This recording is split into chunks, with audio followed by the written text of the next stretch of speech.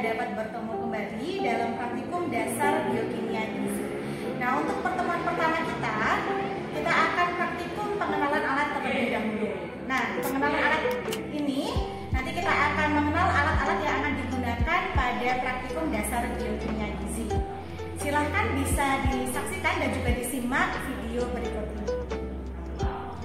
Pada kesempatan kali ini untuk praktikum dasar biokimia kita ada 3 pengampu.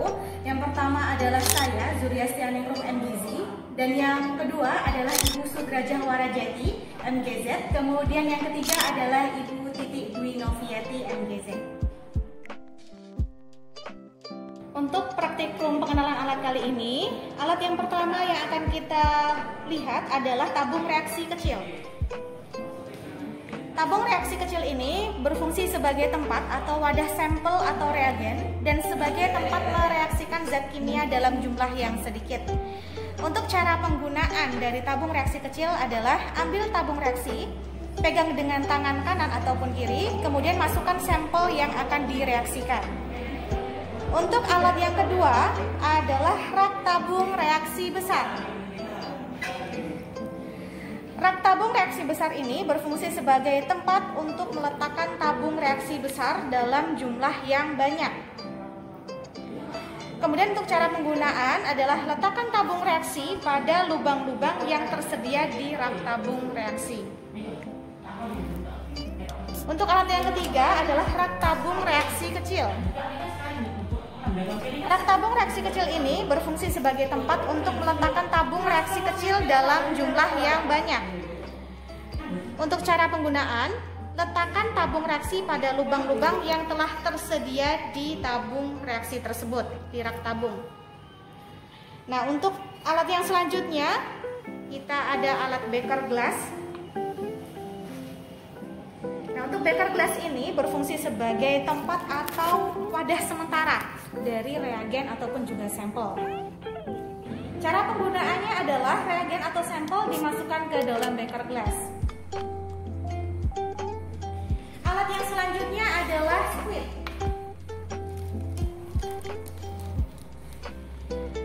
Squid ini berfungsi sebagai alat untuk mengambil darah, terutama di dalam darah vena. Kemudian cara penggunaannya adalah yang pertama pasang tourniquet, kemudian lakukan perabaan untuk memastikan posisi vena, bersihkan kulit pada bagian yang akan diambil dengan kapas alkohol, kemudian tusukkan bagian vena dengan posisi lubang jarum menghadap ke atas. Setelah cukup, lalu letakkan kapas pada tusukan dan tarik jarum. Untuk alat selanjutnya adalah autoclip. Autoclip ini berfungsi sebagai alat untuk mengambil sampel darah kapiler. Cara penggunaannya adalah basahi jari yang akan diambil sampel darah dengan alkohol 70%. Kemudian arahkan autoclip pada jari yang ditentukan, tusukkan jarum dengan menekan bagian atas sembari menekan jari secara perlahan. Nah, tourniquet ini adalah alat yang berfungsi untuk menahan laju darah supaya aliran darah vena terlihat jelas dan mudah diambil. Nah, tourniquet ini merupakan salah satu bagian dari alat squid tadi ya, untuk mengambil darah vena. Nah, cara penggunaannya adalah letakkan tourniquet pada lengan kurang lebih 3 cm dari siku, masukkan ujungnya pada lubang yang ada, kemudian tarik hingga kencang untuk melepas, tekan tombol yang ada di sebelah. Alat yang selanjutnya adalah hemometer Sahli. Hemometer Sahli ini merupakan satu perangkat alat yang digunakan untuk mengukur atau menganalisis kadar Hb dengan metode Sahli. Nah, di dalam satu perangkat alat hemometer Sahli ini terdapat beberapa alat yang perlu kalian ketahui. Yang pertama adalah tabung reaksi Hb Sahli. Nah, tabung reaksi Hb Sahli ini terdapat beberapa angka dan ukuran yang bisa kalian sesuaikan dengan reagen, ya, dengan reagen ataupun juga sampel yang akan kalian analisis. Fungsinya adalah sebagai tempat sampel darah. Nah, cara penggunaannya adalah pegang tabung reaksi, kemudian masukkan sampel darah yang dikehendaki. Untuk alat selanjutnya, yang kedua adalah pipet dan selang. Pipet dan selang ini merupakan salah satu rangkaian juga dari alat pemeriksaan hemometer dengan metode Sahli. Fungsinya yaitu untuk mengambil sampel darah. Nah, pipet dan selang ini bisa disambungkan. Ya, cara penggunaannya sekalian yaitu sambungkan pipet dan selang Sahli. Arahkan pada jari yang telah ditusuk dengan autoklik, kemudian darah akan mengalir ke pipet dan selang menuju tabung reaksi. Atau biasanya kita menghisap. Ya, biasanya kita akan menghisap dari selangnya, kemudian darah yang akan kita ambil biasanya akan teraliri di dalam pipet HB Sahli tersebut. Alat yang selanjutnya adalah pipet tetes Sahli. Nah, pipet tetes Sahli ini merupakan alat yang digunakan untuk mengambil larutan HCl yang ada di dalam satu rangkaian alat hemometer Sahli. Nah, cara penggunanya adalah pencet karet atau bulov pipet tetes, kemudian masukkan ke botol HCl. Alat selanjutnya adalah larutan HCl, atau di sini mungkin reagen ya, lebih tepatnya salah satu reagen yang digunakan untuk pemeriksaan hemometer Sahli. Nah, HCl ini berfungsi untuk melarutkan darah. Cara penggunaannya adalah teteskan larutan HCl ke sampel darah sesuai dengan kebutuhan. Untuk selanjutnya adalah batang pengaduk. Batang pengaduk ini merupakan satu rangkaian juga yang ada di pemeriksaan kadar hemometer Sahli atau hemoglobin Sahli. Nah, fungsinya yaitu untuk mereaksikan atau mengaduk HCl dengan darah. Cara penggunaannya, pegang ujung batang pengaduk, arahkan pada larutan yang akan diaduk, kemudian aduk secara perlahan. Untuk rangkaian selanjutnya adalah tabung standar warna. Standar warna ini merupakan rangkaian alat terakhir yang ada di hemometer metode Sahli. Ya, fungsinya yaitu untuk membandingkan warna hemoglobin. Kalau diperhatikan di tabung standar warna di sini ada dua warna pembanding, yaitu di sebelah kanan dan kiri. Kemudian di bagian tengah itu nanti adalah sebagai tempat untuk melihat perbandingan warna dari sampel darah yang akan dianalisis. Cara penggunaannya adalah masukkan tabung reaksi HB Sahli pada lubang di tabung standar warna, kemudian bandingkan warna yang ada pada tabung standar warna, kemudian lihat nilai hemoglobin meternya. Alat selanjutnya adalah alat untuk pemeriksaan atau analisis kadar hematokrit. Yang pertama adalah tabung reaksi hematokrit. Tabung reaksi hematokrit ini berfungsi sebagai tempat atau wadah sampel darah. Nah, kalau dilihat di sini memang kecil sekali ya. Kecil, tetapi di sini bisa digunakan sebagai wadah ataupun juga tempat dari sampel darah yang akan dianalisis. Cara penggunaannya adalah pegang tabung reaksi, kemudian masukkan sampel darah ke tabung reaksi tersebut. Alat yang kedua adalah Vitrex.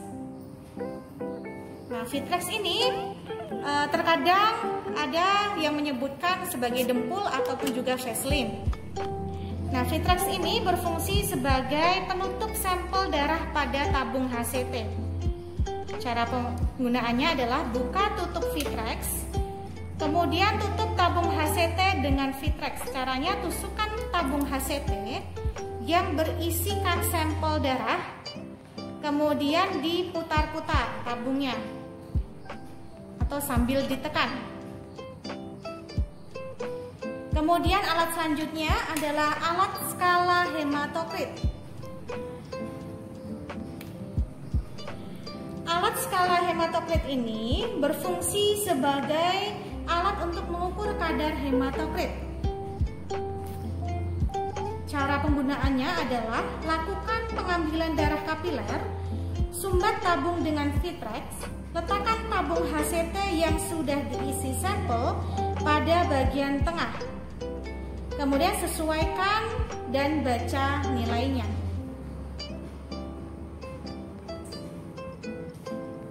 Selanjutnya adalah mikropipet. Nah, di mikropipet ini merupakan salah satu alat juga yang akan kita gunakan dalam praktikum dasar biokimia gizi.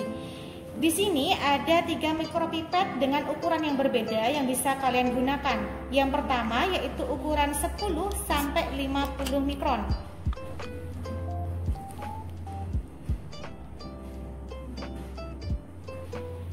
Untuk mikropipet yang kedua dengan ukuran 250 mikron. Untuk mikropipet yang ketiga yaitu mikropipet dengan ukuran 1000 mikron. Kemudian fungsi dari mikropipet ini adalah untuk mengambil sampel dengan skala mikro atau kecil. Untuk penggunaan mikropipet ini ada rangkaian alat tambahannya yaitu blue tip, yellow tip, dan juga white tip. Nah, di masing-masing tip ini ada ukuran yang bisa kita gunakan. Yang pertama yaitu white tip. Untuk white tip ini digunakan untuk mengambil sampel ataupun juga reagen dengan ukuran maksimal 10 mikron. Kemudian untuk yang yellow tip, di sini bisa kita gunakan untuk mengambil sampel ataupun juga reagen dengan ukuran 50 mikron sampai dengan 250 mikron. Kemudian yang ketiga ada blue tip. Nah, blue tip ini berfungsi sebagai tempat atau untuk mengambil sampel ataupun juga reagen dengan ukuran minimal 100 mikron sampai dengan 1000 mikron. Untuk cara penggunaan dari mikropipet dan tip, ya, yaitu ada blue tip, yellow tip, dan white tip, yaitu dengan cara yang pertama adalah pasang blue tip, yellow tip, ataupun juga white tip, pasang ke ujung mikropipetnya. Kemudian yang kedua, tekan sampai penahan, tekan tombol di mikropipetnya. Kemudian masukkan ke dalam larutan reagen ataupun sampel. Kemudian setelah dimasukkan lepas tombol secara perlahan. Kemudian jika mau mengeluarkan isinya atau jika ingin mengeluarkan isinya, silahkan pindahkan ke wadah yang kosong. Kemudian tekan kembali tombolnya sampai ujung. Untuk alat selanjutnya adalah gelas preparat. Gelas preparat ini berfungsi untuk melihat struktur atau bentuk sel darah. Cara penggunaannya adalah letakkan sampel dan tutup dengan deglas dan selanjutnya diamati dengan mikroskop. Untuk alat selanjutnya di sini merupakan masih rangkaian dengan gelas preparat tadi.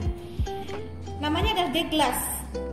Nah, deglas ini berfungsi untuk menutup hapusan darah atau sampel darah. Cara penggunaannya adalah deglas diambil, kemudian tutup preparat.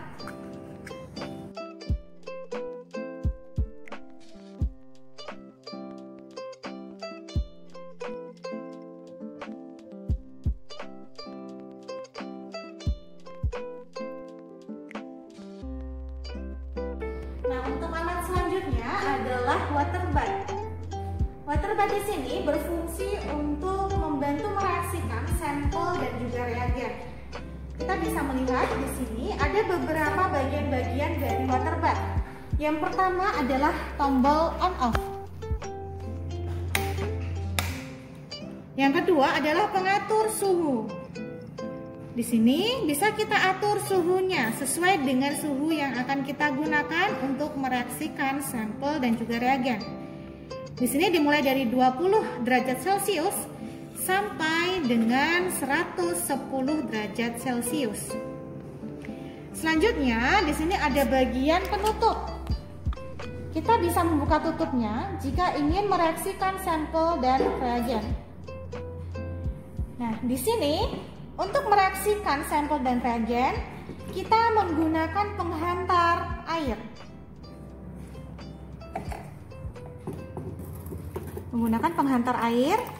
Kemudian di sini ada bagian untuk tempat tempat ataupun juga wadah dari tabung reaksi yang akan kita reaksikan. Sebagai contoh, di sini saya akan memasukkan tabung reaksi.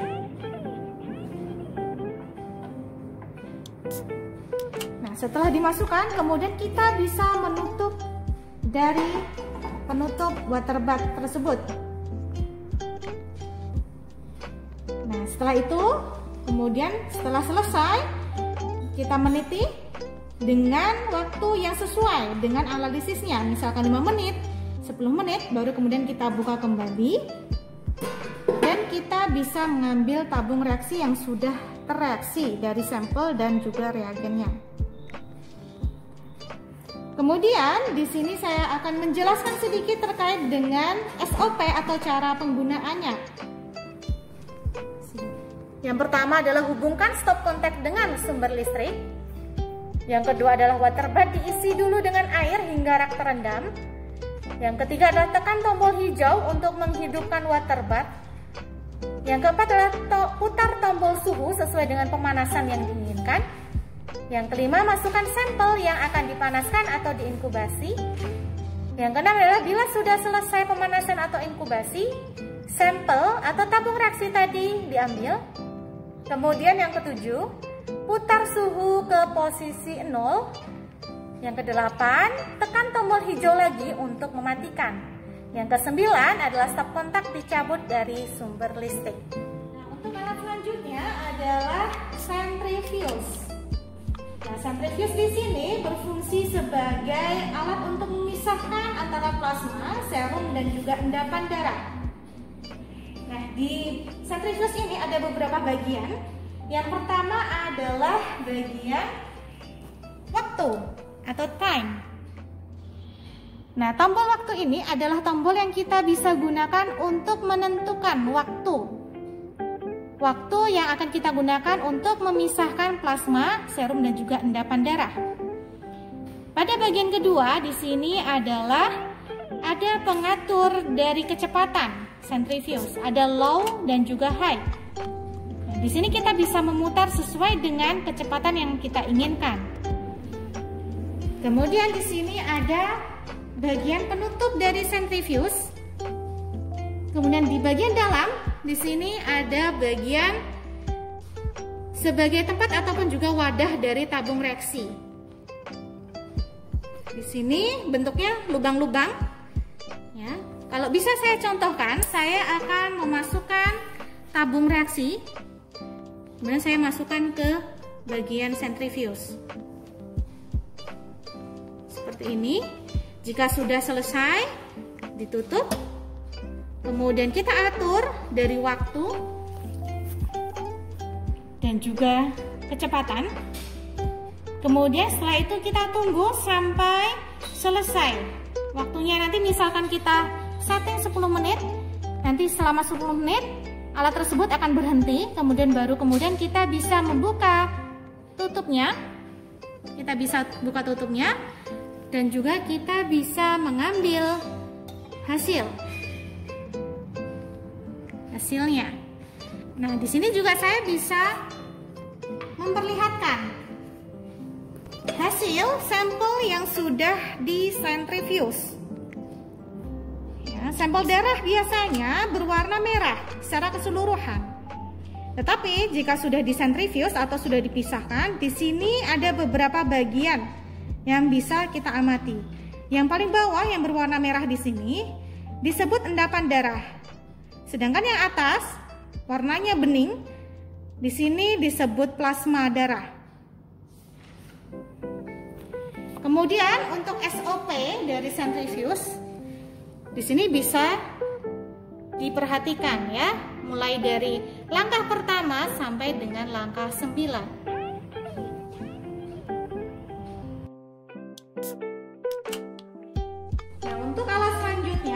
Centrifuge hematokrit. Alat centrifuge hematokrit di sini hampir sama seperti alat centrifuge sebelumnya, yaitu berfungsi untuk memisahkan endapan dan juga plasma darah. Tetapi alat ini dikhususkan untuk menganalisis kadar hematokrit. Nah, mari kita lihat bagian-bagiannya. Yang pertama, di sini ada tombol timer yang bisa kita sesuaikan mulai dari menit pertama sampai dengan menit kelima. Kemudian selanjutnya di sini ada speed level atau pengatur kecepatan. Di sini mulai dari 0 sampai dengan 2. Kemudian di sini sebagai lampu ya, lampu pengoperasian. Jika kita mulai on dan juga off, di sini akan ada lampunya. Kemudian yang kelima atau yang selanjutnya adalah power, tombol on off. Di sini kita bisa menekan. Kemudian di sini akan saya jelaskan SOP-nya. Bagaimana cara mengoperasikan dari sentrifuge hematokrit. Yang pertama, kita bisa menghubungkan stop kontak dengan sumber listrik. Kemudian buka sentrifuge. Kita bisa membukanya seperti ini. Kemudian di dalamnya masih ada penutup lagi. Kita buka, kita putar seperti ini. Setelah itu kita bisa menaruh sampel tabung hematokrit tadi yang sudah terisi dengan darah. Nah, di sini ada beberapa lubang untuk menaruh sampel ataupun juga tabung reaksi hematokrit. Kita bisa letakkan di sini. Nah, setelah itu kemudian kita bisa menutup. Kita putarkan kembali sampai kencang. Setelah itu kita tutup kembali dari sentrifuge-nya. Kemudian kita baru on off-kan. Kita atur timer, atur levelnya, kita tunggu sampai selesai. Setelah selesai, kemudian kita buka lagi penutupnya, kemudian kita ambil dari sampelnya atau tabung reaksinya. Setelah itu bisa kita tutup penutupnya. Kemudian kita bisa on off-kan kembali.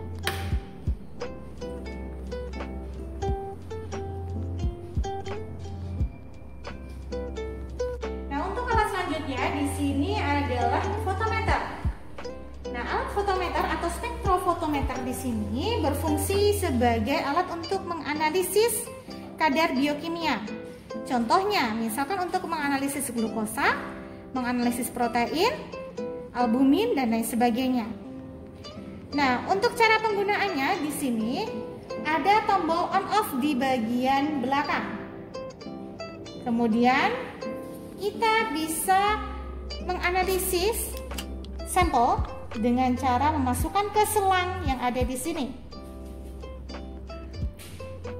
Selanjutnya bisa kita setting pemeriksaannya. Misalkan untuk memeriksa albumin, memeriksa glukosa, di sini sudah ada settingannya. Kemudian dari hasil tersebut akan tertampil di layar spektrofotometer atau fotometer. Untuk lebih jelasnya, berikut SOP dari spektrofotometer atau fotometer.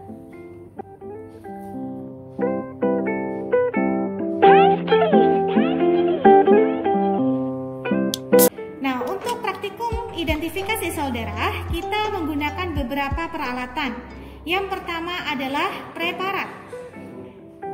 Nah, preparat di sini sudah dipilih sesuai dengan identifikasi sel yang akan kita analisis, yaitu ada preparat sel darah merah, preparat keping-keping sel darah, dan juga preparat sel darah putih. Untuk peralatan yang kedua adalah mikroskop. Nah, mikroskop ini berfungsi sebagai alat untuk mengidentifikasi sel darah yang akan kita analisis.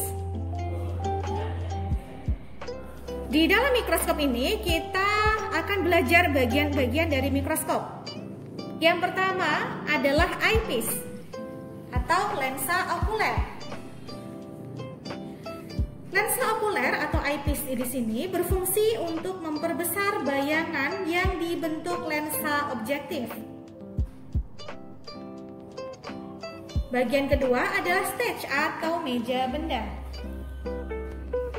Meja benda atau stage ini berfungsi untuk meletakkan spesimen atau preparat yang diamati. Bagian selanjutnya adalah objective lens atau lensa objektif. Di mikroskop, objective lens atau lensa objektif di sini terdiri dari 4 ukuran. Yang pertama adalah ukuran 4 kali. Ukuran 10 kali, 40 kali, dan 100 kali. Fungsi dari objective lens atau lensa objektif adalah untuk memperbesar spesimen. Bagian selanjutnya adalah brightness adjustment knob atau pengatur kekuatan lampu. Fungsi dari brightness adjustment knob adalah untuk memperbesar dan memperkecil cahaya lampu yang masuk. Untuk bagian selanjutnya adalah main switch atau tombol on off. Fungsi dari main switch atau tombol on off ini adalah untuk mengatur, menghidupkan dan juga mematikan dari mikroskop. Bagian selanjutnya adalah specimen holder atau penjepit spesimen. Spesimen holder atau penjepit spesimen di sini berfungsi untuk meletakkan atau mengepaskan dari spesimen ataupun juga preparat yang akan kita analisis. Selanjutnya adalah illuminator atau sumber cahaya.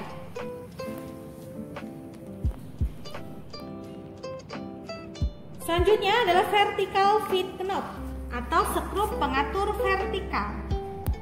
Fungsi dari vertical feed knob adalah untuk menaikkan atau menurunkan objek gelas.